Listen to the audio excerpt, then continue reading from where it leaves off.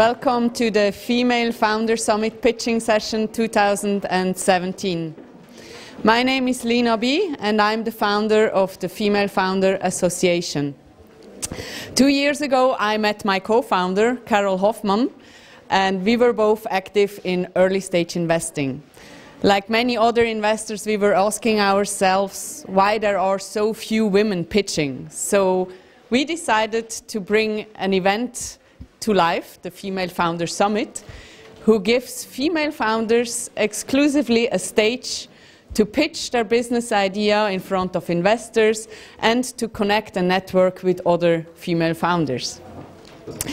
So every year we have 10 pitching sessions. This year we got nearly 100 applications, and over 2 evaluation rounds we picked 10 ladies from very different areas who founded innovative and scalable companies, and who dedicate all their energy and all their passion into growing those ventures. So this afternoon, all the ladies pitching will have 6 minutes to do so, and after that, you, the audience, will have 6 minutes to ask questions. The ring of this nice bell will indicate when 6 minutes are over, and we will immediately proceed. So please welcome on stage our first case, Antonia, founder of Jamie and I. Hi everyone, my name is Antonia. I am co-founder at Jamie and I. And the problem that we saw in the market is that the modern woman needs and wants to look sharp, but often doesn't really have the time to shop around. So more and more of customers turn to online shopping. But the e-commerce sphere is extremely content overloaded. Customers are often expected to spend hours shifting through the endless options available on the web. And this process really is quite overwhelming, uninspiring, and far from customer-centric. So we wanted to create a solution that flips the current e-commerce model on its head and truly masters personalization. So may I introduce you to Jamie, our AI-driven virtual stylist, or your virtual wardrobe assistant. So Jamie uses artificial intelligence to learn about your personal style and then sends you a curated selection of outfit recommendations tailored to your taste. Jamie also learns more about you over time, so you can sort of imagine like a Spotify recommender system for fashion. So how does it work? You as a new customer, you sign up to Jamie's service by playing a short, fun, visual little style game. After that, you receive regular outfit inspiration that's tailored to your taste.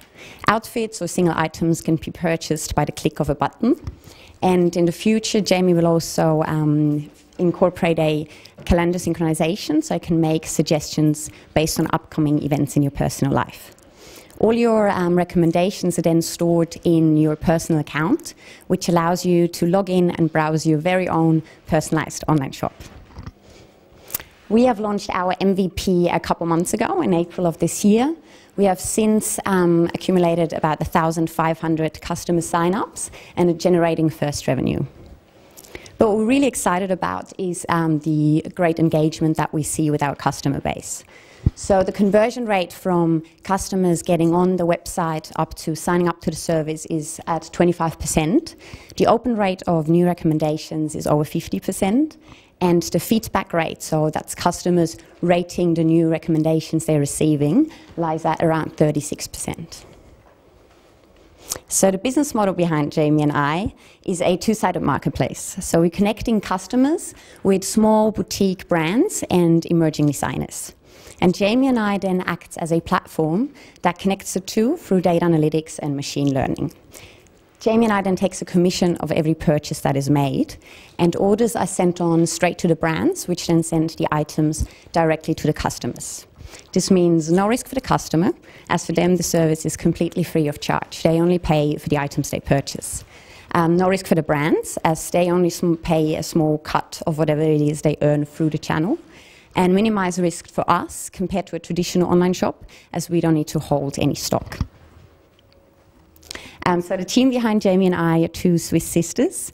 My sister and co-founder Lydia is sitting right here.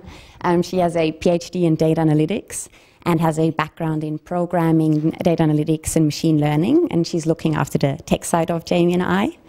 My name is Antonia. I hold a master in entrepreneurship. I have a background in fashion, e-commerce and digital marketing, and I look after the business side of the business. Thank you very much. I have to introduce you to the next lady. It's Andy from Effective, a Swiss-based startup company which has developed a workforce marketplace. Technology is currently changing many aspects of our lives, what we heard from Jamie and I, but also the way we work. And repetitive human work, which is mainly used to run a business today, will be replaced by machines to a great extent in the near future. And business development and therefore project work will play a much bigger role going forward in the future of work. That's why we have developed an effective workforce marketplace to match candidates to projects in real time and help companies and workers to become more agile in a fast-changing environment. Let me first start with what we have achieved so far. We just launched our beta version and already have major consulting companies, including Big Four, on board. We plan to launch our full version in November with around 1,000 candidates. And we're seen in the market as innovator and trendsetter for the future of work, and are very proud for being featured by Accenture and Computer World. We have started with the two of us 1 year ago and have a highly passionate team of 7 people today, which are fully committed to improve how work works today. But how did it all start? Well, during the past 18 years in my career in consulting, there was always this one, but very frustrating moment before starting a project. That's to find the right team. And even at major consulting companies, this process is highly manual, slow, and the outcome often very frustrating. That's when we decided to build Effective, a truly agile workforce just at your fingertips. And no, it's not about recruiting employees. It's about a company's agile workforce, a company's on-demand workforce, the people you have in your teams for a specific time frame and a specific project role, so that you work together on a project. But how are we doing that? And in particular, how do we make a difference in the market? That's with 3 things. The first is we provide one single source for a company's agile workforce, which means we combine 3 markets together on one platform. This is the freelancing market, the consulting market, and the internal project organizations, which means we match freelancers as well as employees from consulting companies and companies' own employees on projects. With that, we serve as an independent aggregator for a company's agile workforce. The second way how we make a difference is that we match candidates to projects in real time with using a matching algorithm, which is not only based on a candidate's past experience, but also on their availability, on their location, on their soft skills, but most importantly also on their passion, which means they get matched to projects that they actually love to do. So no matter if you're a freelancer or an employee, you can find your dream project without even searching. The third way how we make a difference is our business model.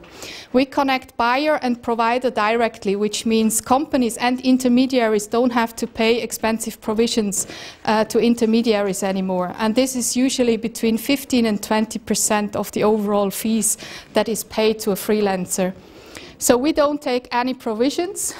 We have a simple subscription fee, and for candidates we have freemium versions.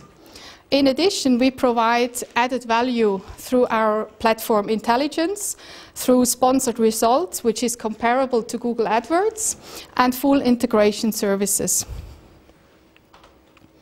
We have started small to match demand and request, and based on our own experience in consulting, we have started in Switzerland in financial services. We target Germany and UK as the next countries to expand, and we aim to have a global reach in 5 years with around 100 million in revenues.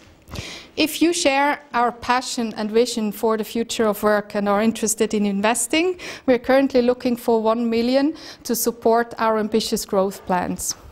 So if as investor or as a client, we are looking forward to this exciting journey to the future of work together with you. So join us now. Thank you very much for your attention. So good afternoon, everyone. My name is Francisca, and I'm CEO of Oft Robotics, where we fight age-related blindness. They say seeing is believing, but seeing is also learning, and seeing is also communication. And now imagine that everything around you looks like this. This blurry vision then extends until complete blindness. It is caused by an ocular disease called age-related macular degeneration, or in short also AMD. And it is also the most prominent cause of blindness in the industrialized world. In fact, if you're aged over 75, the risk that you suffer from this disease is more than 30%. Fortunately, this disease can be treated by giving frequent injections of medication directly into the eye. For this, a patient has to go to an ophthalmic surgeon every 4 to 6 weeks to receive an injection right into the eye. However, there are problems arising with this. First of all, because the vast number of patients and also the increasing number, there is a limited capacity of the hospitals that is being observed at the moment. Furthermore, this can lead to quality concerns as there's a limited capacity, basically. And also, healthcare providers are challenged by the decreasing reimbursement, which is taking place all over Europe. Actually, in Switzerland, the reimbursement was decreased by 80% this year, 80. So at Oft Robotics, we're developing the worldwide first automated injection system that can inject into the eye, is remotely controlled by the surgeon, and therefore allows much better efficiency of the surgeon's time. It increases the capacity of patients who can be treated at the same time and with the same resources as now. It also allows for a high-quality treatment due to the advantages of robotics, high precision and safety. And it also becomes a much more economic procedure to the standard of care. We have talked to many surgeons, especially all over Switzerland, who confirm that injections into the eye have an extremely high relevance now and also in the future for the treatment of these chronic ocular diseases. And more than 70% of those surgeons we talked to believe in the necessity of an injection system that can help to increase capacity.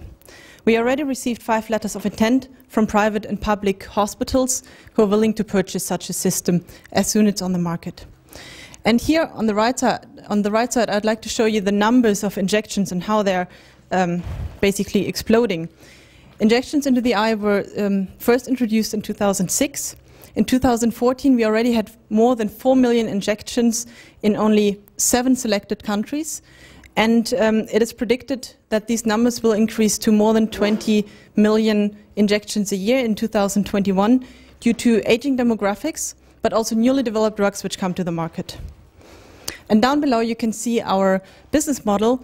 We are planning to not only sell the injection system as a one-time sell, but also a kit of parts which contains consumables, which are basically sold for each and every injection procedure. Of course, we also provide service and maintenance to the customer. Let me introduce you to our management team. As you can see, our team consists of ophthalmic surgeons, but also robotic experts. So me and also Roman, who is in the left corner as well, so you can also talk to him later if you want to. We are robotic engineers, whereas Stefan Michels is actually the deputy chair of ophthalmology at the Tremli Hospital in Zurich, and he also had the idea that this is something that is necessary. Our co-founders are Brad Nelson, robotics professor from ETH, and Matthias Becker, who's the head of ophthalmology at the Tremley Hospital. Here I'd like to show you our finances. We are planning to make first system sales in 2020 after successful CE certification of our medical device. Of course, as you can see, the development of a medical device needs deep pockets. So we are also running in our valley of death in the coming years, and this is why we're looking for financing. We are currently supported through a seed grant, equity-free, which we received from Novartis. We also have funding from foundations and public grants such as a KTI project and a Bridge Fellowship. Looking at our implementation plan and what is going to happen in the near future, right now we're in the concept development, which should basically end in a financing round of 2.7 million Swiss francs, round A, which then can allow us to do the detailed design of a system to end up with a clinical prototype that in a second financing round will undergo clinical studies and the regulatory process to get the CE certification and come to the market in 2020. So the first target market is basically the DACH countries, so German-speaking countries as a testing market. Then we want to extend to Europe. We already identified 830 potential hospitals that have the number of injections so that it would be valuable for them to have such a system. And then we also want to extend to Australia because CE mark is also useful there. Then we extend to the Asian market and later on to the US. But US is still a bit more critical with the medical devices, so this will be the end. The other question was exit strategy. This is something we're looking for a trade sale in the end, because a international distribution strategy is kind of a very big deal in the medtech industry. Regulations have to be done in every single country. So at some point, a couple of years after commercialization, we are looking for a larger partner to help with this. Either a distributor of medical devices, or we are already in touch with a lot of pharma companies already. Thank you, Francisca. Thank you. Hi everyone, good afternoon. I'm Nora, I'm the founder of Cadoo. And as you already heard, we all give gifts. It's the one concept that unites us all. Oh, sorry, camera. It's the one concept that unites us all. And so I decided after 10 years in the financial industry that it's time to disrupt the gifting market and provide a solution that unites us all digitally. And so the idea of Cadoo was born, and we make organizing group gifts easy. For anyone here in the room who doesn't know what a group gift is, let me rehash that first, so not to lose you. It is when many people come together and give one large gift instead of many token items. So, we all love to celebrate big life moments. As we just heard, the arrival of a new baby, congratulations again, a big birthday, wedding, and even retirement. And in between, many other gifting occasions. And with so many gifting occasions in our life, everyone knows how hard and time-consuming it is to find the one perfect gift. But then again, let me tell you a personal story. As many here, I'm internationally, so I came from Germany here this morning, but I lived 15 years abroad. And when I left Germany 15 years ago, the instant messenger at the time was called a fax machine. And some of you might even remember using it at work. I certainly did when I started at JP Morgan in Geneva. And so a lot of things changed since then. And what changed is, today friendships are digital and gifting hasn't caught up. And we are solving that problem. So I am introducing you here to our Cadoo platform. Cadoo is web-based, meaning you don't need to download it from the App Store. You can use it from anywhere in the world on any device instantly. So it looks like a crowdfunding page, very similar, if some of you have used them before. And what we essentially do is we combine 3 established technologies in a novel way. We combine crowdfunding, e-commerce, and social networking. And it's not very dissimilar to what Jamie and I are doing from a data perspective in the back end and the marketplace model. It's very similar if we rehash what the first presentation was all about. So how does it work? Let's say Sophie. Sophie's turning 30, and she's your niece or your best friend or so on, and you're tasked to organize a group gift. Usually you would use your WhatsApp now. You would go on WhatsApp, you would create a WhatsApp group, and you would manually, get all the people together and say like, hey, what shall we give for her?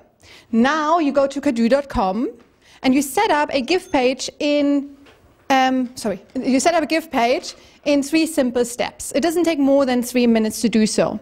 It's almost like a template, and then you make the first contribution, and you even get a chance to personalize it with a video, which we call the Velfie. That's the future of the video selfie.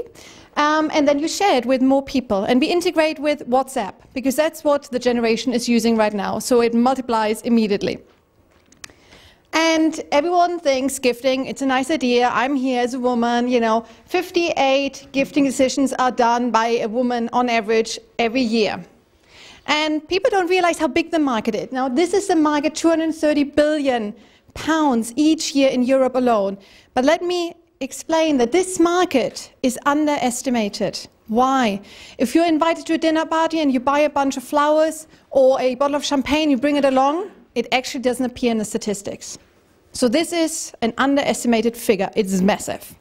Now, 9 out of 10 millennials already engage in group gifting. They do that regularly, and they have no digital solution to do so, and we are the solution. So we have an immediate market opportunity of 52 billion in Europe. What is the competition like? So what we see is, as friendships evolve, so does the evolution around gifting evolve. We have Amazon on the left-hand side. Lychee was the first money pot provider, so only providing crowdfunding services. Then eGifter, an American provider doing vouchers. We all know this is not very emotional. What we really love is Zola. Zola is doing what we are doing, but just for the wedding vertical and just in the US. But we are learning a lot from Zola, and we are replicating and making it bigger here in Europe. What's really important to understand is the viral loop that comes with Cadoo. So, how do we make money? Similar to Jamie and I, we have a marketplace model where we take a transaction fee, a service fee of 5%, and then we work with retail partners, either on affiliates in the range of 10% or even exclusive partnerships for 30%. And the categories can range from material gifts, so normal retailer, to experience gifts like a holiday or flight provider, to even an education provider, a language class. So what have we done since we started in June? So we have done, so this is slightly outdated, we are currently around 24 campaigns in, we have around 500 users now, we're in 21 different countries already, and we have a 500% campaign growth quarter on quarter. This is my team, so I founded it. Vasco is my CTO. We have a data scientist in our team, Felipe, UX designer, a growth expert, and here Jelena, she just joined us last week. She comes with a background at Harvey Nichols in digital marketing and affiliate marketing. We did a pre-seed round at the beginning of the year in May. We also went through Axel Springer Plug and Play Accelerator, so they are investors, and Michael Krautsberger, a portfolio manager at BlackRock, where I used to work. He's also on our advisory board. So why would you want to invest in Cadoo? So first, there's an obvious market gap. Second, it has the potential to go viral. Right now, and this depends on the campaigns we're running, but the average is that every new Cadoo brings us 17 new people. So we only need to target marketing dollar-wise, the organizer, and on average, this person brings us 17 new people. And we believe there's a huge opportunity to innovate e-commerce. If you think about analog commerce, we all know analog commerce then moved to e-commerce, then moved to m-commerce a few years ago. And now we are in the S-commerce, we are in the shared commerce experience. So our solution could potentially be a plug-in white label solution for any retailer out there. So, our vision for 2020 is, we want to become a verb, we want to become Let's Cadoo. Thank you.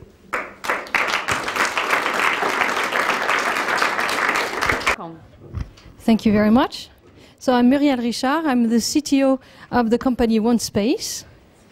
I'm also the co-founder of that company. I'm going to talk to you about space a little bit, as soon as this comes up.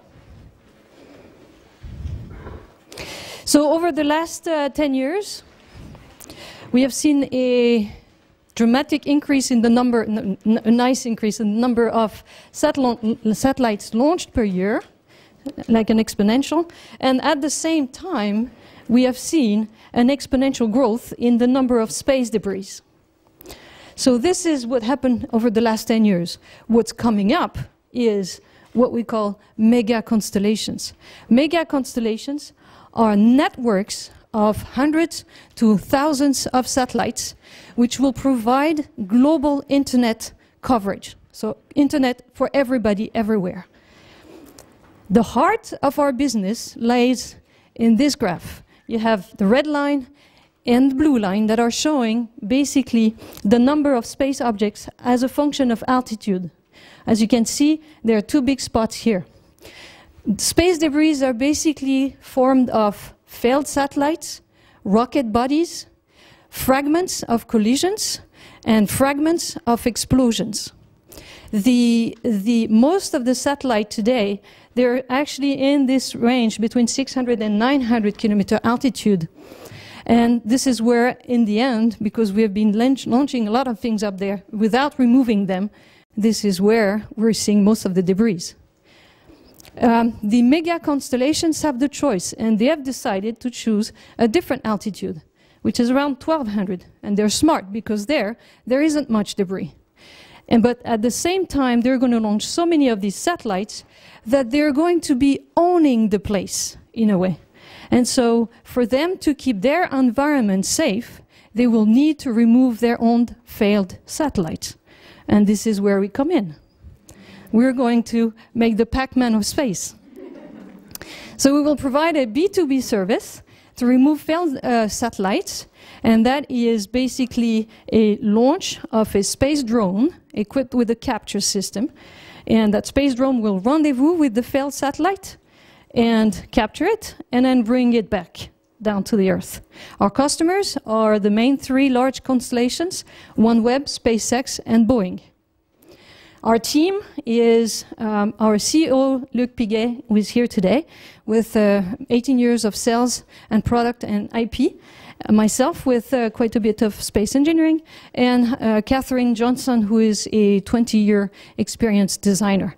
We have currently 4 engineers working with us and several professors from different Swiss academic institutions. We also have an advisory board, which our Swiss astronaut is the chairman.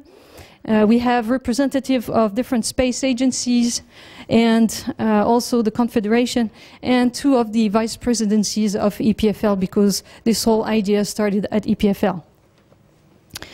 What we are different in is what we call our high-tech space drone, which basically is a satellite where all the conventional parts of a satellite will be provided to us by industrial partners.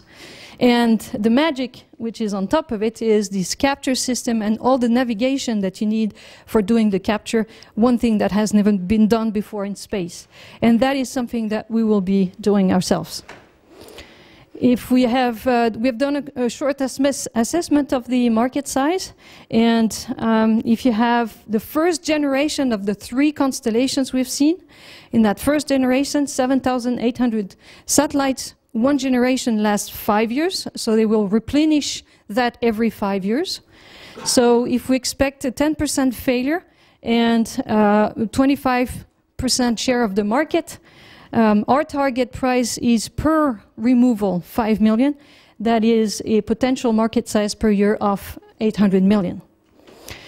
We have competitors. We will have probably more competitors. At this point, there are 2 startups, Airbus, and if the constellation decide to do nothing. If we look at the criteria for sustainability, applicability to mega constellations, the impact of our solution on their design, and finally the cost for removal, OneSpace is actually quite advantageous. We will reduce our cost thanks to our experience in building very small satellites, so miniaturization and also reliability of our very small satellites. Finally, where are we at? We're in the validation phase, where we check with our customer what their needs exactly are. We're checking also on the IPs and the IP transfers from the different universities. Once we're done with this, we'll go through a design, make, and fly phase, so basically a proof of concept demonstration mission. And in 4 years, we'll be ready for scaling up the technology. And finally, what do we need on the short term is business and financial advisors. We are looking for a pre-seed of 550K, which we already have some part of it, and we're looking for impact investors. Thank you. My name is Visaka, and I'm the CEO and the co-founder of Beauty. Our value proposition, like the strongest value proposition, is that we offer a very convenient and hassle-free booking platform. So you can simply discover and choose among like various profiles and services. And also what we do is that we especially handpick each of the beauty professionals and salons so that we can guarantee a high quality service to offer to you guys. And for beauty professionals, what we do is that we help them to grow their business and create visibility so that with our online management tools, it will be easy for salons and professionals to get more clients and make more revenue. And this is basically how it works. It's simple, it's fast, and it's hassle-free. Just connect online and look for your service and book online.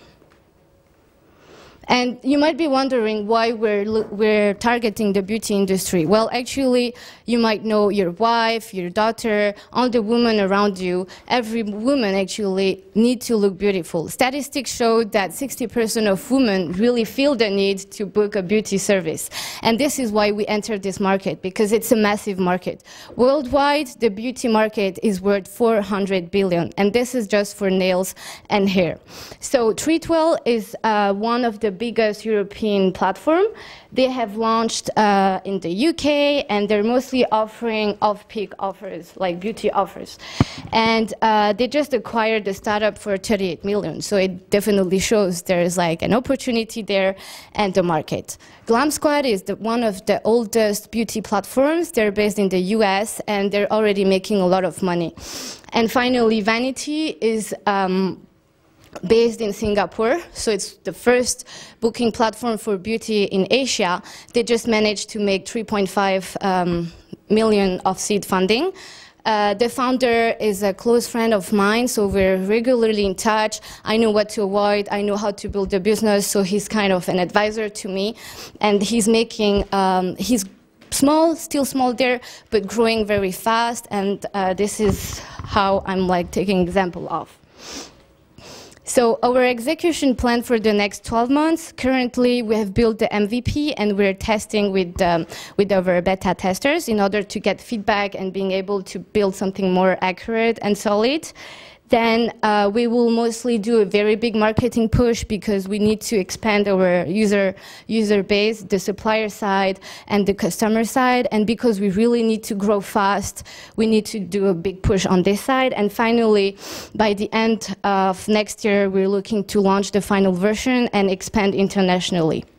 And to do so, the way we make money is that we take a 20% commission fees on each transaction. So in Switzerland, the market is estimated to be 1.2 billion. And out of that, our market share will simply be 2% of that. And we expect to make 8.8 million of revenues by 2020. We plan to expand internationally within 3 years, so we will target mostly European countries before going internationally to the US and Asia. What we're looking for is 250,000 of seed investment. So everything we did so far, we did it without any marketing costs. We have built a very solid database. We entered like a big network of beauty professionals. So far we have 100 beauty professionals with whom we're already collaborating. And we need to do we need to go ahead with the marketing. The beauty business, the beauty online business is really growing rapidly. It's starting in the US, in Asia, and we want to be the first here in Switzerland and then grow into Europe. And for that, we're looking for funding. Thank you. Yeah, so I've started pitching 20% and I was told I'm hitting the moon. So I prefer being like, you know, we're in the Swiss market. It's not the biggest market. It's still a small country. So that's why we start with 2%, but that could easily be 20%, let's say. So just to be on the safe side and to show that we can easily enter and penetrate the market, I just did the financial projection with a 2% market share, which still gives a big revenue. So we're the first in the Swiss market as a marketplace because we're mostly offering on the platform beauty professionals, like independent beauty professionals and salon. So in terms of the business model, we're the first here in Switzerland. Well, if you do that, and you can try to do that, you don't find all the nail salons. Many nail salons are very small and they don't have the financing to build their website because it costs money. So the thing is that they have no marketing tools available to show their visibility. And this is one of our biggest value proposition, is that we help salons to create visibility. So we're kind of doing advertisement for salons. And also we create a marketplace in the sense that if you're looking for a beauty service, you know where to go and look for. Because on Google, there's a platform called Yelp, so it's mostly based for restaurants, but you can find few nail salons, but not everything is in there. So if you're looking, let's say, for a salon that is located next to your work or next to your place, you cannot find that. And our app allows all those features, basically. Hello everyone, my name is Yvonne Rouge.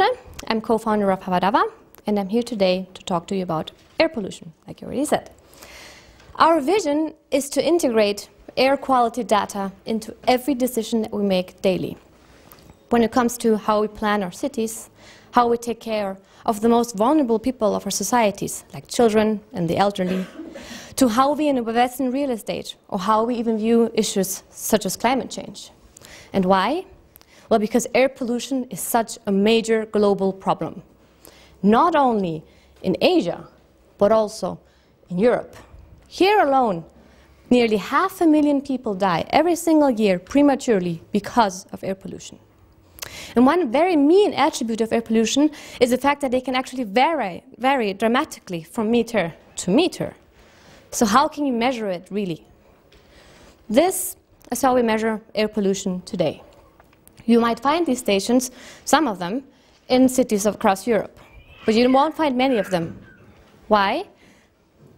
Well, because they're very expensive, and therefore they cannot provide area coverage. They are, however, accurate and reliable. Over here we have these little friends. They're cheap sensors. Of course, they're not very reliable and not very accurate, but as I just said, they're cheap and they can be scaled.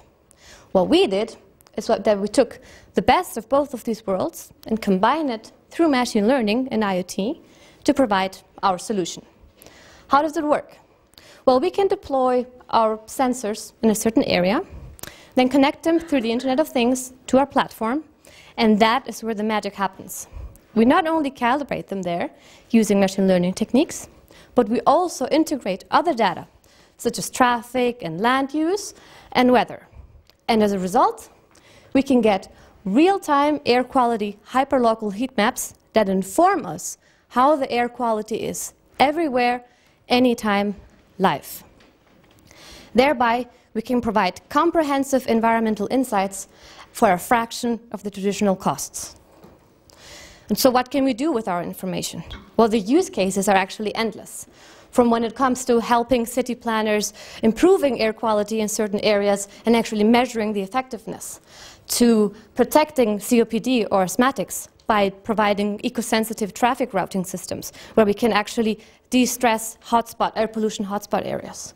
Or even when we invest in real estate or for climate policy, our information can be a valuable tool to evaluate climate policy actions. We can even go to civilian protection or toxic industries. So we basically have two types of revenue streams.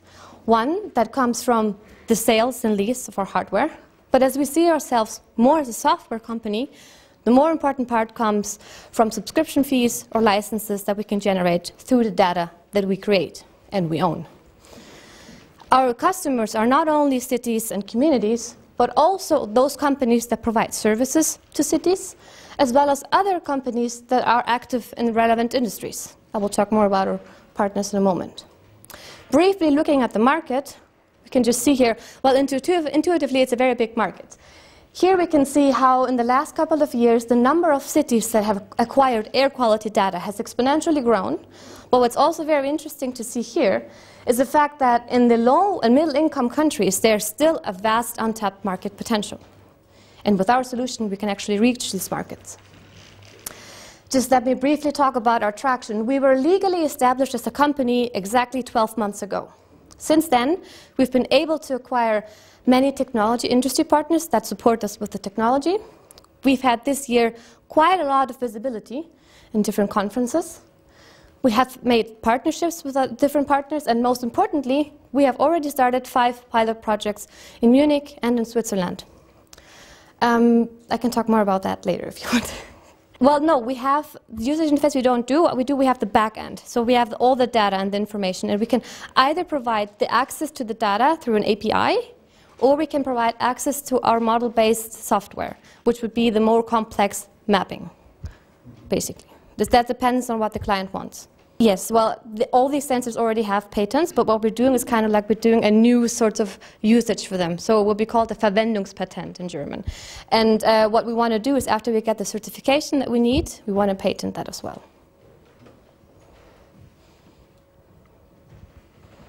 Yes? Lovely name. What does it mean? Ah, thank you. I will get that question quite often. I think we had already talked about that. Well, actually, Hawadaba is... means air purity or air medicine in very different languages, among them Swahili, Persian, Turkish, Urdu, and as I even learned Indonesian.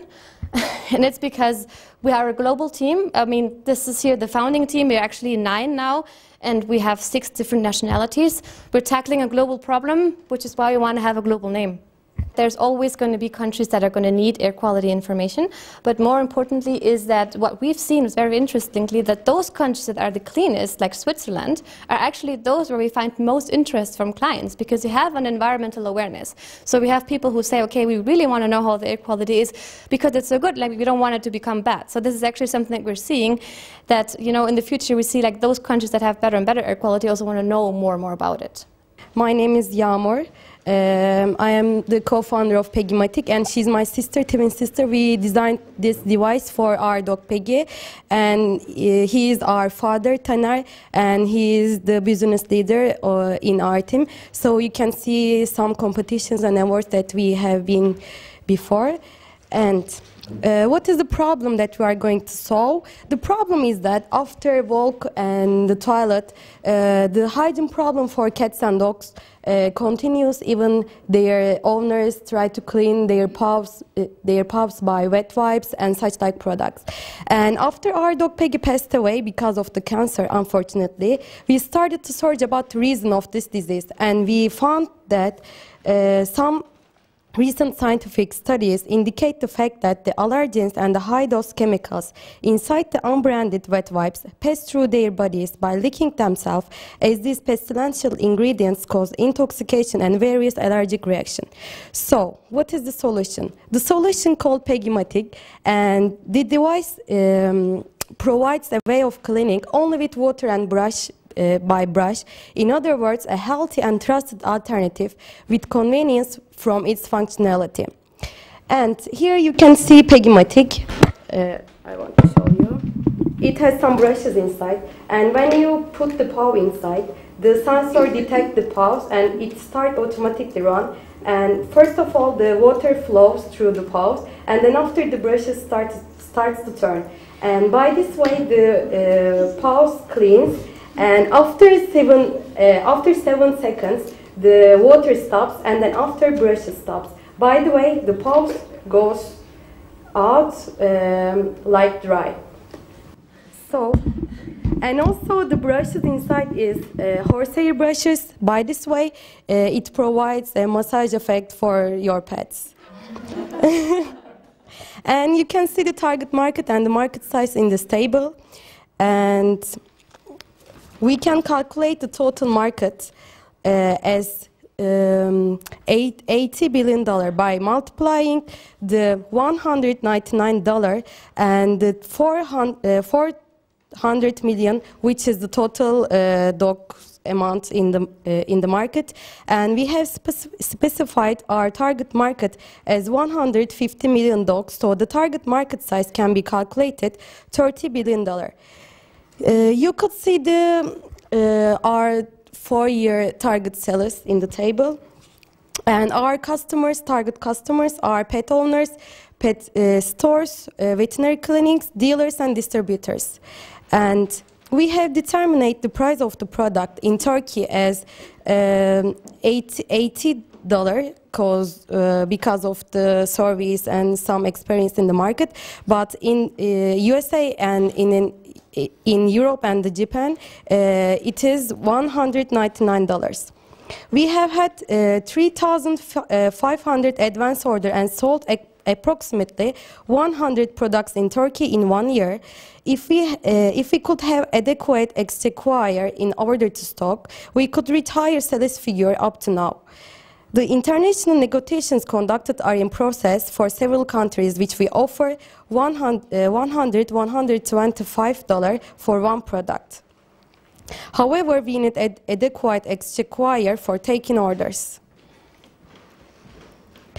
From beginning up to now, we have been using media and social media in order to create publicity.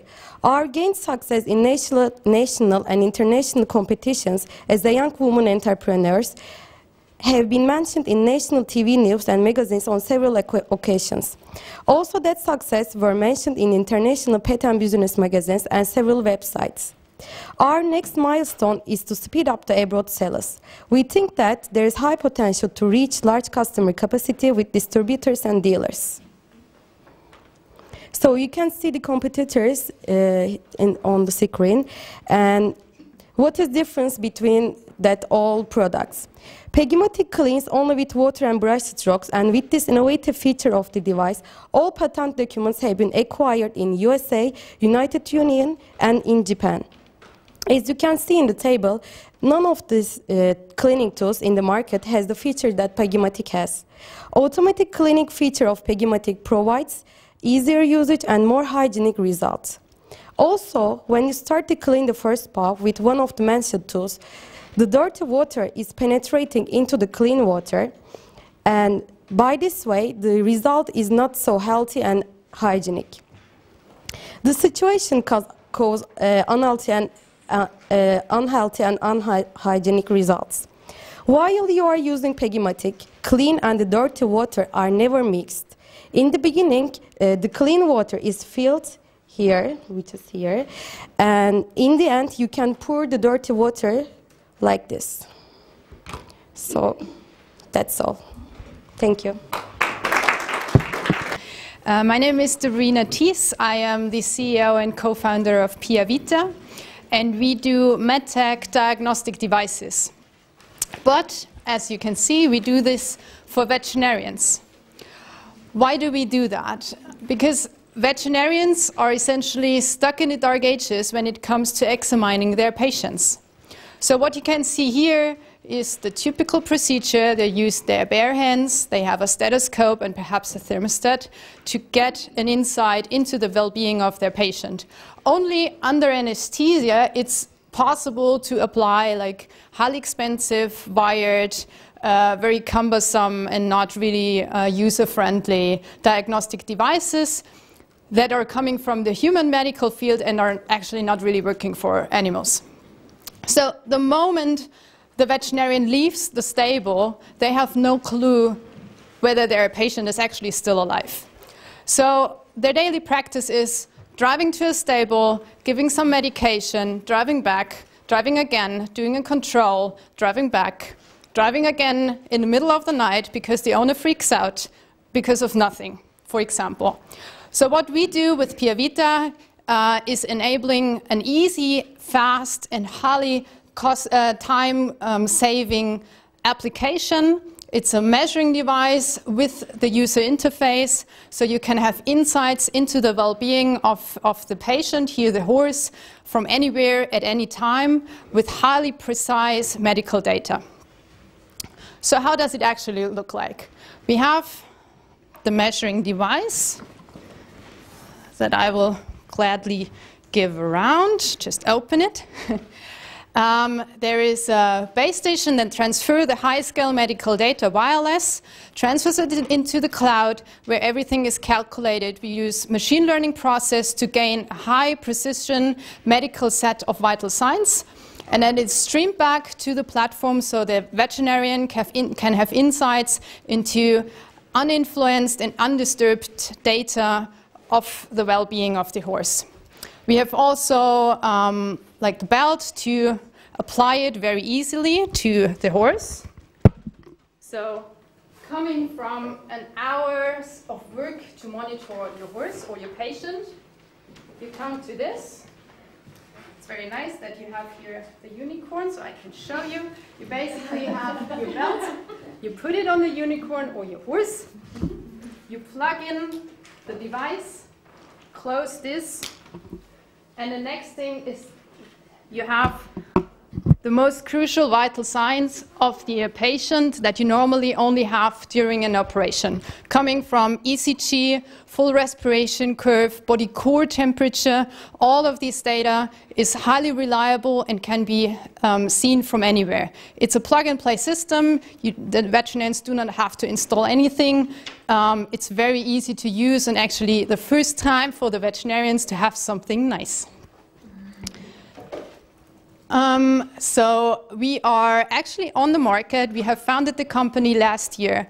We have stomped out the whole development out of the ground within 1 year. We were sold out in pre-orders completely beginning of this year. We have now 50 clinics actually working with the Pia Vita system. The second production batch is already sold out again. So we are kind of trying to keep up with the orders, which is a nice problem, I guess. We have now over 25 use cases where the veterinarians actually apply the system. So we were coming from pre and post operative monitoring where actually the most horses die. They do not die during the operation, but before or after, because you cannot monitor them during those phases. We have a lot who save 2 to 3 driving distances to the stable because they can just leave the system there and really have continuous insights and so on and so forth. And here are a few quotes of our very first customers. You might ask why the veterinarians, beyond all the topics that I've already mentioned and the benefits that they have, it's a massive market. It's ever increasing. Although for the big med tech players in human, this is a niche market and that's why they were left behind, it's still a multi-billion-dollar industry. So what we do is we sell the hardware system that you can see with the device for a relatively low price compared to other medical instruments, and we charge them an annual fee to access the data through the platform. So we can equip small practitioners with 1 to 3 systems, but we can also equip big stables and big clinics with 50, 20 or 50 systems without having to change anything on the product or the pricing. So these are our targets for the next years. We are now actively selling in the DACH region. We just enlarged our sales force to Belgium and Netherlands. We'll enlarge all over Europe next year, and actually we are now pushing more and more forward to global because we have actually quite some requests coming from Asia and the Emirates. So this is the team right now. It's Sasha and myself who founded the company March last year, together with Mark, who was our first engineer employed. There are a lot of more people now. We have an awesome board of directors supporting us, and I am very glad to answer any questions. Thanks.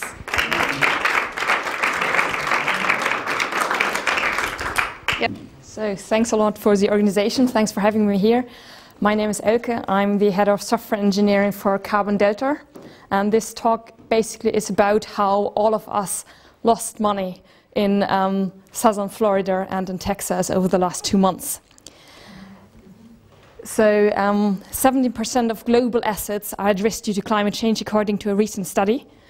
And when I say 70% of global assets, I say 70% of our assets, and that's because we all have money in our pension funds, with our insurances, and with our banks.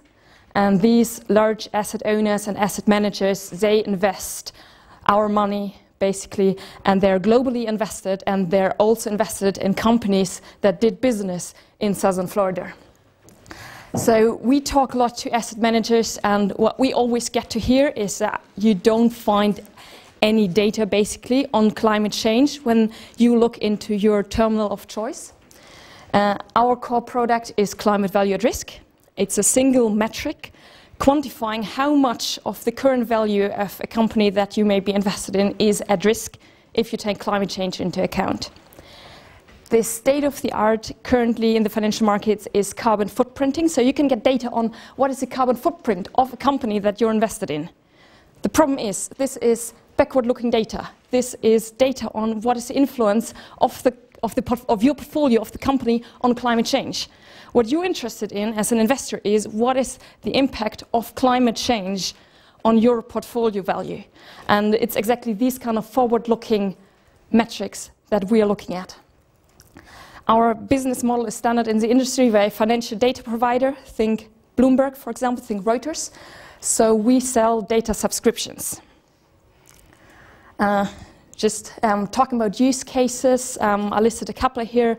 One is regulatory compliance, so there have been major regulations coming up in the past years, especially in, or I should mention France, for example. 2-degree alignment, so is your portfolio in alignment with the 2-degree target set by the world through the Paris agreements? Risk management, obviously, and what I think is particularly cool is making new financial products for the growing number of people who want to invest their money sustainable.